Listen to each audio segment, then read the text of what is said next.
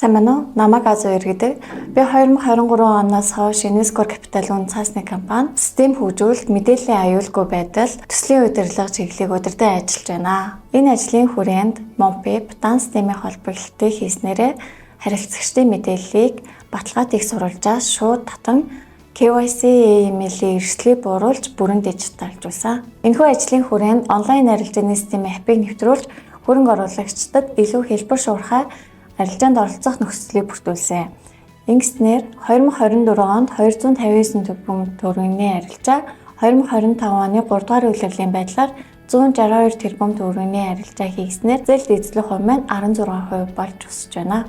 Мөн онлайн арилжааны системтэй холбоотой харилцагчийг таньж мэдэх KYC ажлын хүрээнд Monpip дан танил нэвтрүүлтийн систем болон цахим гарын үсгийн системийн холболтыг нэвтрүүлсэн анхны үн цасны компани болсон байна.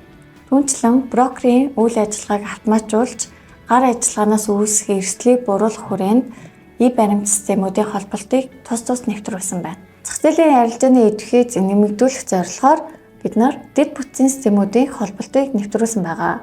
Энэ бүтцийн хүрээнд засгийн газрын дотоодын үн цасны арилжааны систем, уул уурхайн бүтээгдэхүүний арилжааны систем болон Улаанбаатар үн цасны арилжааны системийн холболтыг нэвтрүүлж харилцагч нартай real time арилжаанд оролцох боломжийг нэмэгдүүлж чадсан. Үүний дараа 2025 оны 6 сард төлбөр тооцооны T-ний мэтгий гормыг амжилттай нэвтрүүлсэн. Энэхүү бүтээгдэхүүний онцлогт харилцагч арилжаанд орсон өдрөө төлбөр тооцоог урьдчилан авч дараагийн арилжаанда цаг алдалгүй орох боломжтойгоор онцлог бүтээгдэхүүн болж байна. Энэ онд хийгдсэн гол том ажлын нэг болох олон улсын мэдээллийн аюулгүй байдлын стандартын ISO 27001 гэрчлэгийг авч Монголдо олон улсын стандартыг нэвтрүүлж чадсан анхны үн цасны компани болсон.